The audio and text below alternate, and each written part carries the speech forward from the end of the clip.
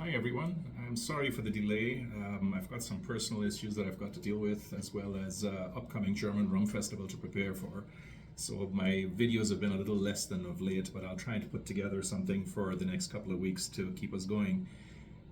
Today we are going to be talking about another rum from India. Now, I have said that I've got a few samples from India. I want to be talking about them some more. It's certainly not comprehensive, but it's going to get us introduced to what's going on over there. This rum is actually a very recent entrant to the genre. It's called the Makazai Gold Tribute Rum. It's meant to be a tribute to all the celebrations that India has, something to be had for each and every one of those occasions. Now, this is a very recently established company called Makazai, which is headquartered, so far as I'm aware, in Goa, down in the west coast of India. And it only actually got founded around 2021 by a young lady who actually was a banker and then decided, for whatever obscure reason, that she would get involved in bartending, which I think is really quite interesting. Not very many people go from the financial services sector into, the harem-scarum, male-dominated world of bartending, even though that's beginning to change all over the world. So it's really nice to see. Be that as it may, the word Makazai is actually two words in the Konkani language that is common in Maharashtra and Goa, and it was chosen by Katsuri Banerjee, who is the individual that we're talking about when she founded her company. It means I want, and I like that because it kind of has that forward-looking aggressiveness that I do appreciate. Now, there are several issues I have with the rum, but I'll leave that aside for the moment until I get to the end, because there's quite a bit to unpack here, and I want to actually talk about what the rum is itself and what it tastes like before I get into the opinion pieces. So first things first, the company was founded in 2020 as a result of this young lady deciding that she wanted to get more involved in the creation side of things, and it seems like a really nice idea. The ingredients for it are a little bit iffy here because there actually isn't a distillery involved here. The fact is that this is a blended rum that comes from various components. Now, some of it, the proportions are not given, comes from cane spirit from the Punjab.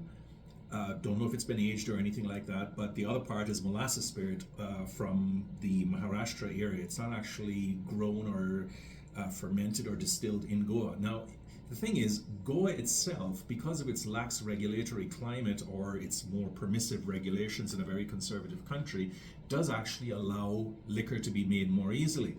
Most people who know about Goan liquor know about Feni, which I've also reviewed on this site. But for the moment, let's just establish that there, if a simple Google search will turn up something like 40 distilleries in that small place, and I'm sure there are more just around it.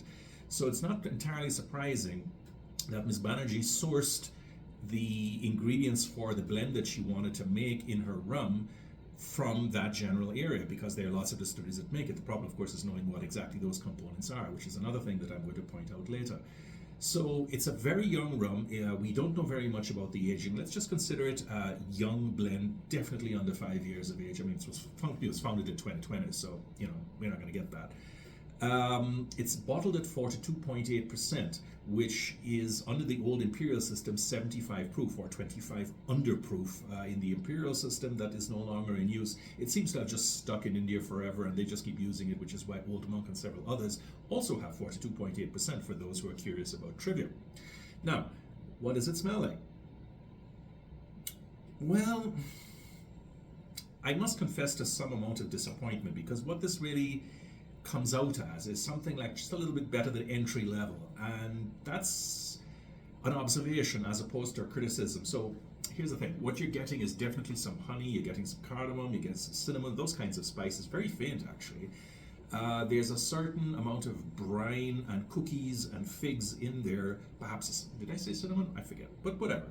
It's not too bad. The problem is it's all very, very faint, and you'd expect something that's over 40% to just give you a little bit more. It really doesn't. Now, when you taste it, you're not getting anything better there.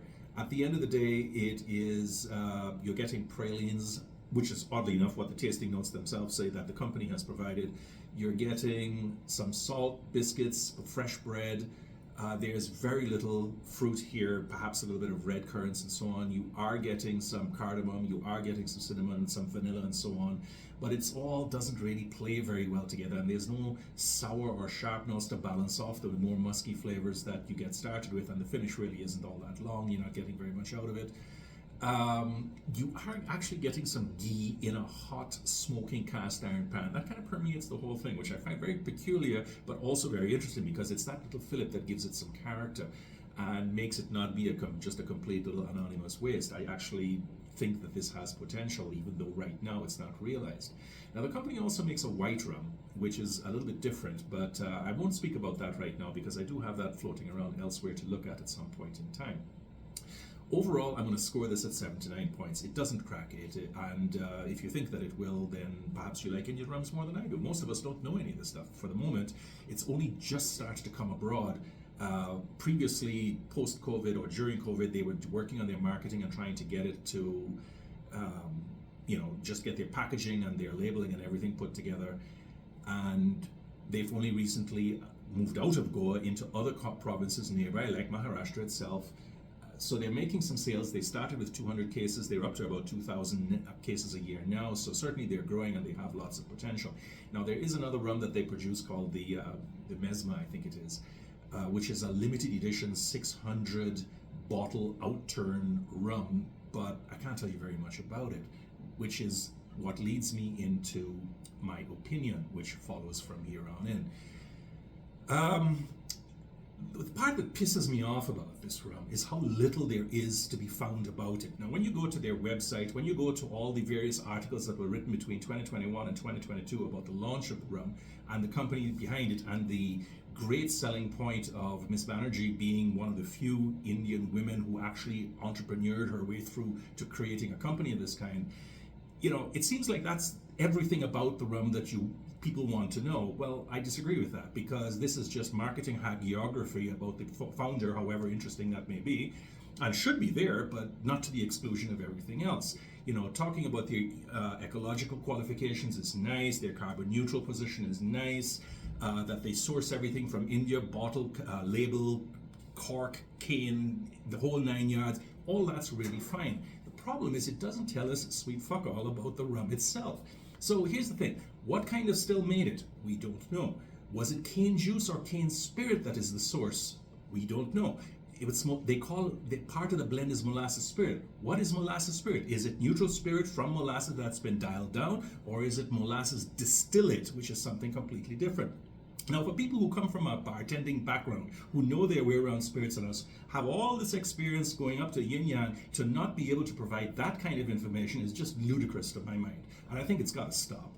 To say nothing of the fact that we don't know in what kind of barrels it was aged because we're not being told. We don't know what kind of stills made these things because we're not being told. We don't know which distilleries provided it. Remember, these people pretend that they have a distillery in some of their materials, but they don't.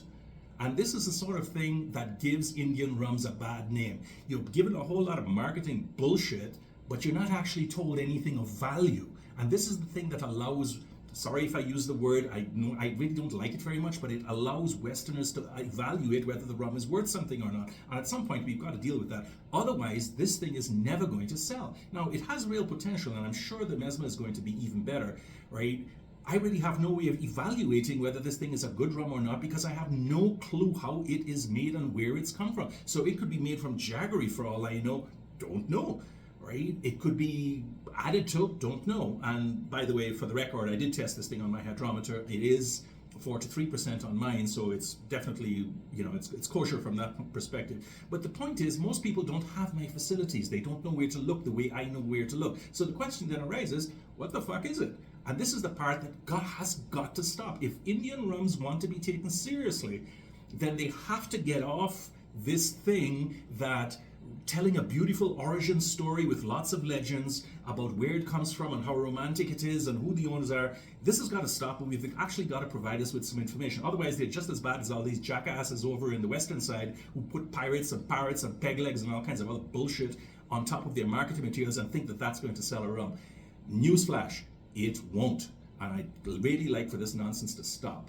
So I know that's made this video a little bit long. Again, I repeat, it's not a bad rum, although it only scores 79. It does have some interesting points. I think it's a bit too faint. I'm going to score it at 79 points. There is a fair amount of information on the written review, which of course I always post concurrently.